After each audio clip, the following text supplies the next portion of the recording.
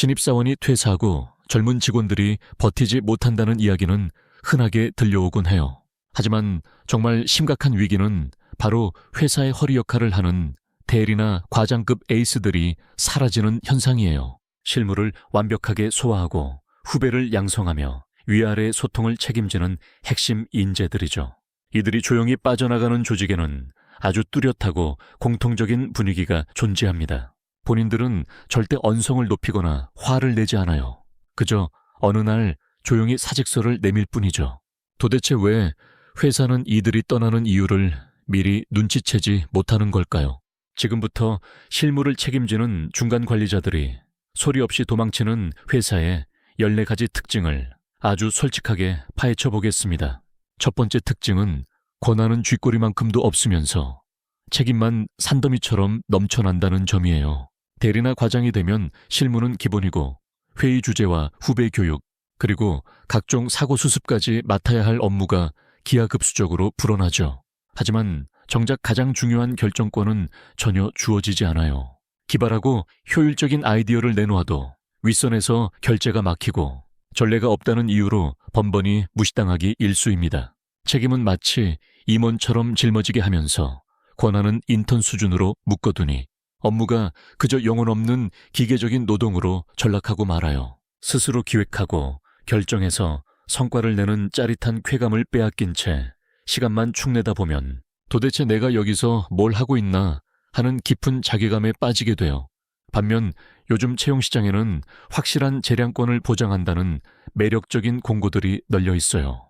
결정권이 거세된 책임은 그저 무거운 족쇄일 뿐이며 이 숨막히는 현실을 깨달은 순간 에이스들은 조용히 이직 사이트를 켜게 됩니다. 두 번째는 평가 기준이 코에 걸면 코걸이 귀에 걸면 귀걸이식으로 너무나도 모호하다는 점이에요. 밤낮 없이 뼈 빠지게 일해서 압도적인 실적을 올려도 돌아오는 연봉 인상분은 참담할 정도로 초라하죠. 도대체 왜 이런 등급을 받았냐고 물어보면 상사는 늘 종합적으로 판단했다는 성의 없는 핑계만 댈 뿐이에요. 그 종합적이라는 말이 얼마나 편리하고 무책임한 방패인지 겪어본 사람만 알 수 있습니다. 정작 일은 뒷전이고 윗사람 비위 맞추며 회식 자리에 개근하는 동기가 먼저 승진하는 꼴을 보면 일할 맛이 싹 사라져요. 평가의 기준이 명확한 데이터나 성과가 아니라 상사의 개인적인 호불호라면 그 회사는 복권 긁기나 다름없는 도박장입니다. 노력과 성과가 정당한 보상으로 이어지지 않는 곳에서 똑똑한 실무진이 바보처럼 충성하며 남아있을 이유는 전혀 없으니까요. 세 번째 특징은 아무리 주위를 둘러보아도 미래의 청사진이 전혀 보이지 않는다는 것입니다. 5년 뒤에 나는 과연 이 회사에서 어떤 모습일까?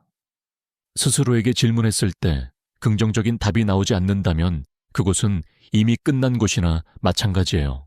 전문성을 더 깊게 파고들 수 있는지, 아니면 관리자로서 성장할 수 있는지, 커리어 패스에 대한 아무런 가이드도 없죠.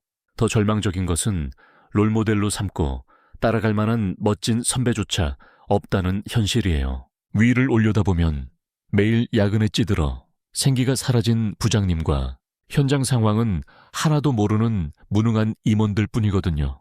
나도 나중에 저렇게 늙어가겠구나 하는 공포심이 엄습하는 순간 마음은 이미 회사를 떠나게 돼요. 지도 한 장 없이 목적지 없는 항해를 강요하는 배에서 뛰어내려 확실한 비전을 보여주는 새로운 목적지를 향해 헤엄치는 것은 너무나도 당연한 생존 본능입니다. 네 번째는 개인의 성장을 철저하게 멈추게 만드는 꽉 막힌 환경이에요.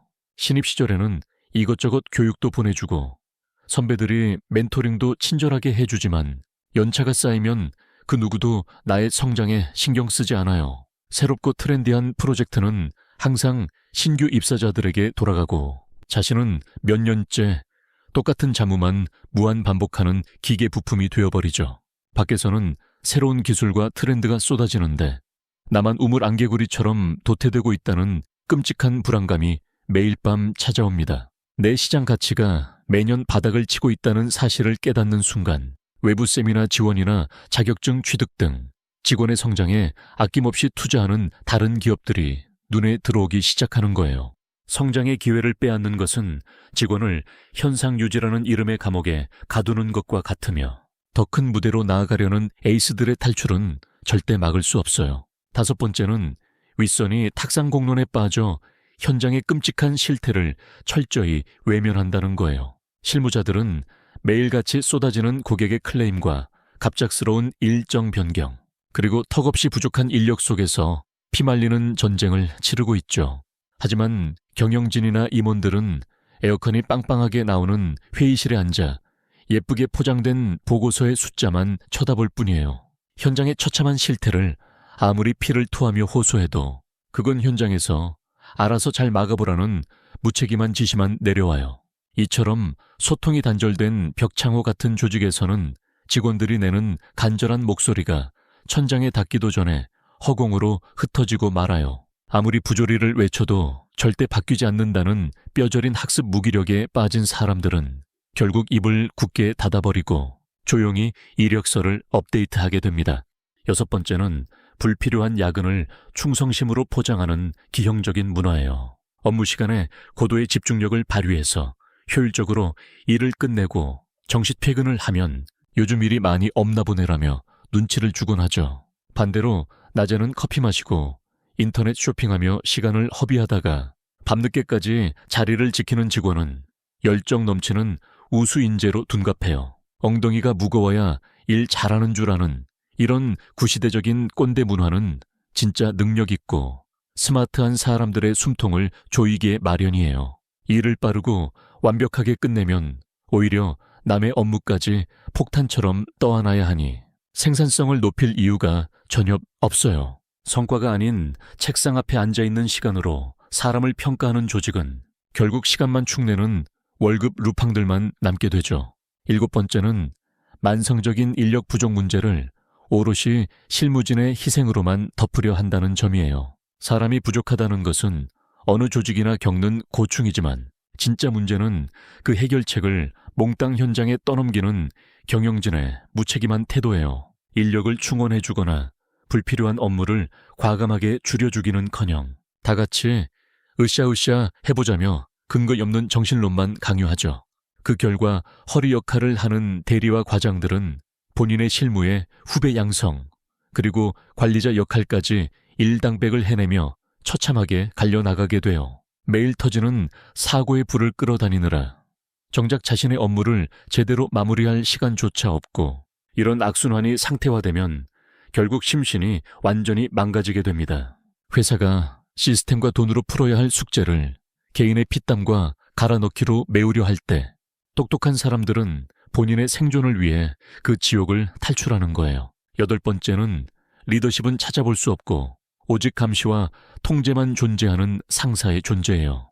직속 상사라는 사람이 업무의 숲을 보는 방향성, 제시나 멘토링은 뒷전이고 오직 마감일과 실적 숫자만 기계처럼 진도 체크하죠. 업무적인 고충을 털어놓아도 그래서 납기는 맞출 수 있는 거냐며 매몰차게 말을 자르고 커리어 상담을 요청해도 당장 눈앞의 불부터 끄라고 윽박질러요.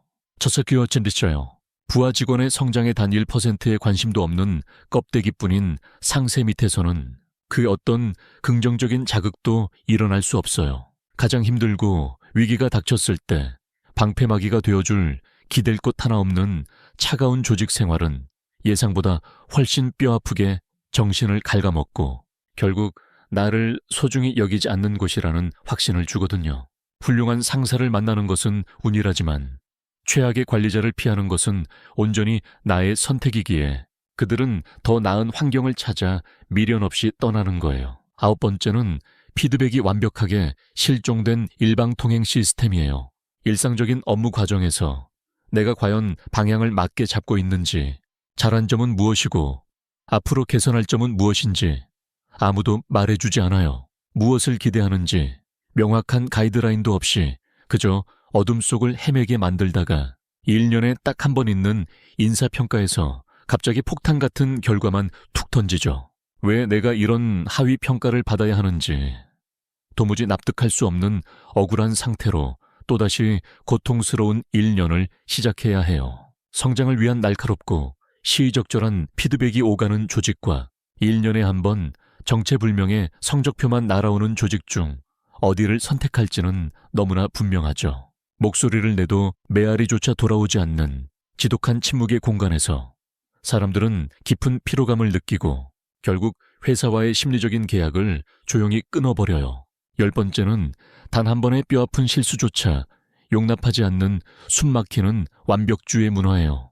조직의 발전을 위해 새롭고 혁신적인 도전을 제안하면 실패했을 때 도대체 누가 책임질 거냐며 시작부터 길을 팍 꺾어버리죠. 만약 정말로 용기를 내 시도했다가 결과가 썩 좋지 않으면 무자비한 심할서 작성과 꼬리표처럼 따라붙는 인사고과 감점이라는 가혹한 징벌이 내려져요. 이런 살벌한 문화 속에서 직원들은 자연스럽게 욕먹지 않을 만큼만 일하고 전임자가 했던 방식 그대로만 답습하는 복지부동의 자세를 취하게 돼요. 하지만 과감한 도전이 없으면 눈부신 성장도 없고 성장이 멈추면 이직 시장에서의 내 몸값은 곤두박질치기 마련이에요. 실패를 벌벌 떨며 아무것도 시도하지 않는 고인물 같은 조직을 떠나 실패를 값진 데이터로 인정해주는 역동적인 기업으로 뛰어드는 것은 에이스들의 당연한 수순이죠. 11번째는 내가 짊어진 책임과 업무량의 무게에 비해 턱없이 부족한 급여 수준이에요. 직급이 올라가면서 챙겨야 할 실무와 인간관계 스트레스는 곱절로 늘어났는데 통장에 찍히는 작고 귀여운 월급은 신입 시절과 크게 다르지 않아요. 특히 이직 시장에서 자신의 객관적인 가치를 정확히 꿰뚫고 있는 똑똑한 직원일수록 이런 불합리한 처우를 절대 견디지 못하죠. 나와 완전히 똑같은 강도의 일을 하는 경쟁사 직원이 1,000만 원이나 더 높은 연봉을 받는다는 사실을 알게 된 순간 회사에 쥐어짜 내던 애사심은 산산조각 나버려요. 물가가 오르고 성과를 내서 월급 좀 올려달라고 용기 내어 말해봐도 지금 회사가 많이 어렵다거나 내년에 챙겨주겠다는 뻔한 핑계만 돌아올 뿐이에요. 직원의 가치를 정확한 금융치료로 증명하지 못하는 회사는 결국 가장 뛰어난 인재들을 스스로 내쫓아 경쟁사로 떠먹여주는 꼴이거든요.